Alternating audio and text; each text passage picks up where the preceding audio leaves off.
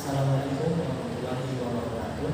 Saya Mita Rizky Sendar dari Universitas Ternate, Prodi Kearsipan, akan membagikan sedikit presentasi yang saya buat pada hari ini dengan tema peranan dan lingkup sekretariat.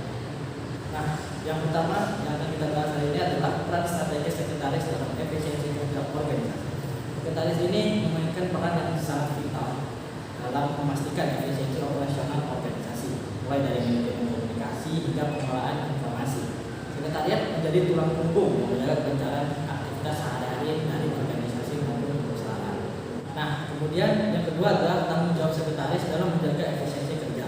Ada 3 hal yang bisa kita lakukan dalam menjaga efisiensi kerja. Yang pertama adalah manajemen dokumen. Sekretaris ini bertanggung jawab dalam pengorganisasian dan penyimpanan dokumen yang penting, sehingga ketika ingin digunakan kembali akan tepat ditemukan mudah. Yang kedua, pengelolaan jadwal. Sekretaris harus bisa menjadwalkan rapat, pertemuan, dan kegiatan untuk atasan agar mencegah konflik dan memastikan produktivitas terjaga dalam organisasi. Yang ketiga, ada komunikasi terpadu. Sekretaris menjadi penyebatan komunikasi antara atasan dan rekan kerja, sehingga informasi yang disampaikan itu akan jelas dan tepat waktu, sehingga tidak ada misinformasi antara atasan dan juga rekan kerja. Nah, yang ketiga, ada komunikasi efektif kunci keberhasilan sekretaris. Yang pertama, ada memahami kebutuhan. Sekretaris itu harus bisa peka terhadap kebutuhan antara atasan dan rekan kerja untuk menyediakan layanan yang sesuai.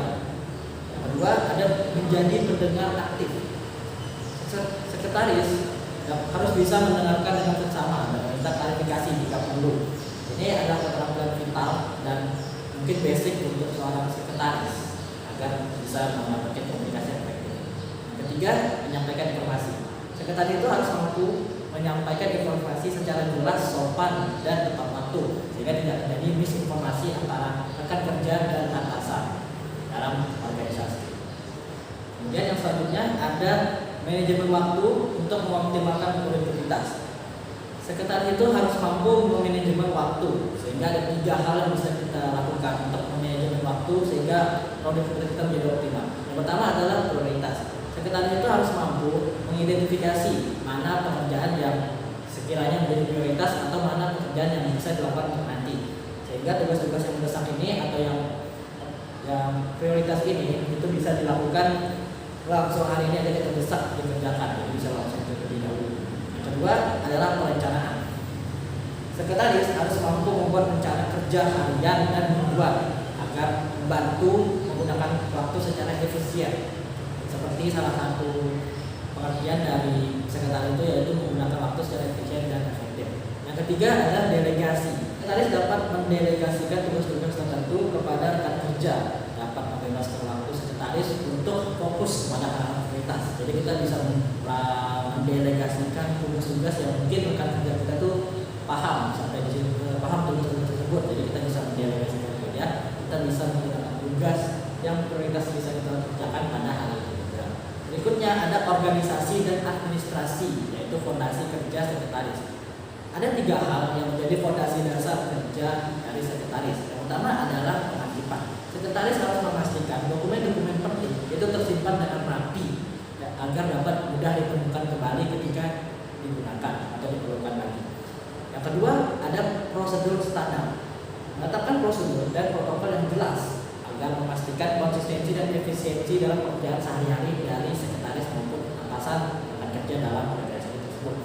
Yang ketiga adalah pelaporan. Sekretaris bertanggung jawab untuk menyusun laporan dan presentasi yang diperlukan oleh manajemen. Ada beberapa teknologi dan inovasi untuk memaksimalkan kinerja dari sekretaris ini. Yang pertama ada penjadwalan digital. Aplikasi kalender digital membantu sekretaris mengelola jadwal dengan lebih efisien. Jadi yang mungkin kita sering menggunakan manual, tapi sekarang karena HP adalah salah satu kebutuhan primer, jadi kita bisa menggunakan penjadwalan digital ini ke handphone kita agar kita bisa lebih efisien dalam menjadwal. Jadi tidak perlu harus menggunakan kertas dan pulpen lagi, cukup tinggal ketik di dalam handphone yang setiap hari kita pasti bawa, kita bisa langsung menjadwalkan kerjaan kita. Yang kedua ada manajemen dokumen digital. Penyimpanan dan berbagi dokumen secara digital mempermudah akses dan kolaborasi. sekretaris ini karena memegang manajemen dokumen, jadi perlu menggunakan yang digital juga agar bisa lebih efisien juga dalam menyimpan dokumen. Ada beberapa aplikasi yang bisa kita gunakan seperti Google Drive untuk menyimpan dan juga berbagi dokumen secara enak, secara mudah untuk diakses. Yang ketiga ada komunikasi jarak jauh. Teknologi konferensi video memungkinkan sekretaris untuk tetap terhubung dan produktif meskipun bekerja dari jarak jauh. Jadi komunikasi jarak jauh ini dapat bermanfaat sekali untuk sekretaris yang mungkin sedang di rumah, alasannya dan bukan kerja di kantor. Jadi sekretaris tetap bisa bekerja dan memberikan informasi pada rekan kerja maupun atasan. Ada beberapa aplikasi yang bisa digunakan seperti Zoom dan Google Meet. Ini akan membantu sekali sekretaris atau mungkin teman-teman yang lain untuk menggunakannya ketika memang tidak bisa ke kantor atau bagaimana. Jadi bisa tetap bisa bekerja untuk mengefisiensikan waktu. Nah, kemudian kita juga bisa mengembangkan diri menjadi sekretaris profesional. Yang pertama bisa dengan peningkatan keterampilan, mengikuti pelatihan dan kursus untuk meningkatkan kemampuan administratif, komunikasi dan teknologi yang kita miliki sehingga kita bisa menjadi sekretaris yang profesional dengan administratif, komunikasi dan teknologi yang sudah lebih jauh.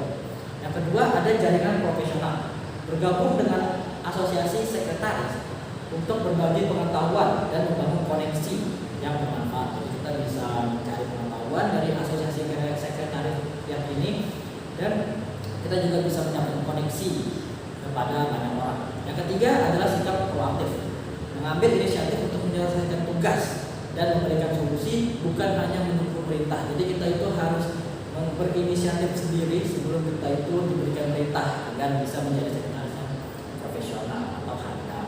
Dan yang terakhir adalah bentuk kontribusi sekretaris bagi keberhasilan organisasi. Sekretaris ini yang terampil, efisien dan berdedikasi merupakan aset berharga bagi organisasi. Peranannya dalam menjaga kelancaran operasional, mendukung komunikasi dan meningkatkan produktivitas, memberikan kontribusi vital bagi keberhasilan organisasi secara keseluruhan. Demikianlah presentasi singkat saya pada hari ini. Saya minta maaf apabila ada kesalahan karena yang salah itu datang dari saya sendiri dan yang benar itu